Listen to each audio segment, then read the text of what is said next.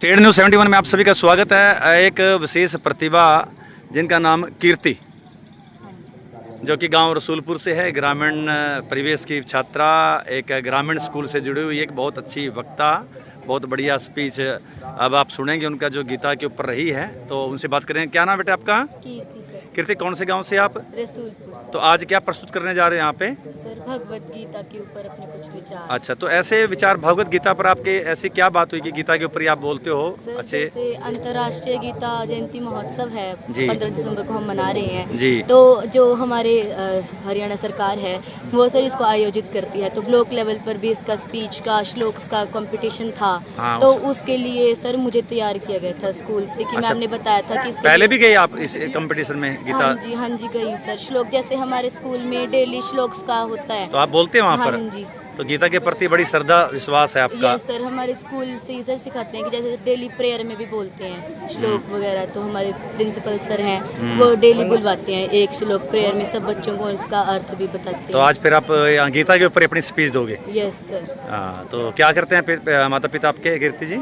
Sir मेरे father doctor हैं, उनका क्लिनिक है कालियाम में। अच्छा। और मेडिकोज की शॉप भी है हमारी, जैसे मेडिकल अच्छा। स्टोर। मदर मेरी हाउस वाइफ। How sir. तो चलिए चलते हैं, कीर्ति की ये स्पीच आपको सुनाते हैं।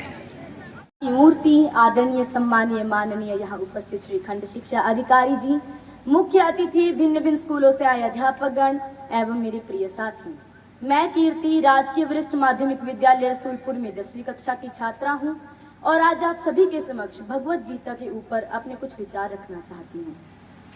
कि साधिकार प्रेम से लिखेगी पत्र रुक्मिणी, तो जानती है रुक्मिणी कि कृष्ण स्वयं आएंगे जो कृष्ण साथ पार्थ के, तो पार्थ को है ज्ञात साथ कृष्ण के वो युद्ध जीत जाएंगे जो कृष्ण क्रोध में भरी सभा से, तो सभा को है पता कि अब देव क्या बचाएंगे ये जानती है द्रौपदी पुकारती कि कोई आए नहीं आए किंतु कृष्ण आएंगे, कोई आए नहीं आए किंतु कृष्ण आएंगे। आज से लगभग 5168 ईस्वी पूर्व भगवान श्री कृष्ण द्वारा भगवत गीता के उपदेश दिए गए। ये उपदेश ज्ञान का वह अनूठा सागर है जो मनुष्य के जीवन में आने वाली प्रत्येक परिस्थिति का सामना करना सिखाते हैं। गीता के ज्ञान में कुछ ऐसी बातें हैं जो मनुष्य के जीवन को बदल सकती हैं। भगवत गीता का उपदेश देने से पहले जब महाभारत का युद्ध होने वाला था तो अर्जुन को विवशता हुई कि मैं अपने सगे संबंधियों पर शस्त्र कैसे चला सकता हूँ। तब अर्जुन की विवशता को दूर करने के लिए भगवान श्री कृष्ण ने भगवत गीता के उपदेश दिए। भगवान श्री कृष्ण ने कहा, हे अर्जुन, हम तुम और ये तुम्हारे सगे संबंधी कोई ये शरीर नहीं है। ये शरीर तो केवल रथ है। हम तो इस शरीर में रहने वाली आत्माएं हैं। हम इस शरीर के स्वामी हैं। जिस प्रकार रथ के टूट जाने पर स्वामी नहीं टूट जाता, उसी प्रकार शरीर के सुख व दुख आत्मा को सुखी या दुखी नहीं करते। प्रकृति के नियम जैसे सर्दी गर्मी की अनुभूति केवल हमारे शरीर को होती है, ना कि हमारी आत्मा को। आत्मा तो अविनाशी परमात्मा का अंश है, इसलिए आत्मा प्रकृति की सीमा से परे है। आत्मा अचिंत्य है, मानवीय चिंतन के घेरे में नहीं आती। आत्मा पर प्रकृति के नियम लागू ही नहीं होते। जिस प्रकार चिंगारी अग्नि का ही एक अंश होती है, उसी प्रकार आत्मा भी परमात्मा का एक अंश है। इसलिए आत्मा सर्वव्यापी है, सनातन है। अर्थात आत्मा की तुलना किसी भी सांसारिक वस्तु के साथ करना संभव नहीं है। आत्मा को ना शस्त्र काट सकते हैं, ना अग्नि जला सकती है, ना पानी भिगो सकता है और ना ही वायु सुखा सकती है। अर्थात नैनम छिद्रन्ति शस्त्राणि नैनम दहति पावकः न चैनम क्लेदयन्त्यापो न शोष्यति मारुतः। तब अर्जुन को फिर से विवशता हुई।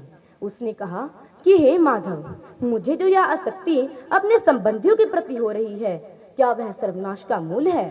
तब भगवान श्री कृष्ण ने कहा कि हाँ अर्जुन, तभी तो मैं तुम्हें निरासक्त होने को कह रहा हूँ, स्थित प्रज्ञ होने को कह रहा हूँ, क्योंकि स्थित प्रज्ञ की स्थिति निष्काम कर्मयोग की चरमावस्था है।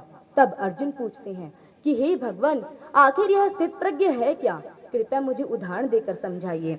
तब भगवान श्री कृष्ण कहते हैं कि हे अर्जुन, विशाल व अथाह सागर का स्वभाव स्थित प्रज्ञ मनुष्य की भांति ही होता है। नदी में यदि अधिक पानी आ जाए तो उसमें बाढ़ आ जाती है। वह किनारों को तोड़कर उसमें तबाही मचा देती है। यही हाल एक शुद्र मन वाले व्यक्ति का होता है। थोड़ा सा धन, थोड़ी सी सफलता उसे हजम नहीं होती। धन व सफलता के नशे में चूर होकर वो मर्यादा को तोड़कर ओछे इंसान की भांति हरकतें करने लगता है। तब भगवान श्री कृष्ण कहते हैं कि हे अर्जुन, जो भोग विलास का भक्त होता है वो भला ईश्वर का भक्त कैसे हो सकता है। ऐसे मनुष्य जो बाहर से भक्ति का प्रदर्शन करते हैं परंतु उनके मन में विषयों के चिंतन और आसक्ति विलीन रहती है, ऐसे भक्त भला कैसे हो सकते हैं। वे केवल ढोंग करते हैं, वे भक्त मिथ्याचारी होते हैं। अर्थात विषया विनिवर्तन्ते निर्हारस्य देहिनः रसवर्जम रसोप्यस्य परम दृष्ट्वा निवर्तते। अर्थात जो स्वार्थ का त्याग करने के लिए आहार का त्याग करते हैं वास्तव में वे कभी स्वार्थ का त्याग नहीं कर पाते, और तो और उन्हें भारी हानि होती है। एक तो वे निर्बल हो जाते हैं जिसके कारण परमात्मा को प्राप्त करने का जो प्रयत्न अनिवार्य है उसे वे पूरा नहीं कर पाते। दूसरा, सदा ही उनका मन स्वार्थ से विलीन रहता है। इसी कारण भगवान श्री कृष्ण कहते हैं कि हे पार्थ, तुम स्वार्थ और आसक्ति का त्याग करो, केवल अपना कर्तव्य निभाओ, कर्म करो, युद्ध लड़ो पार्थ, युद्ध लड़ो, मोह को त्याग दो।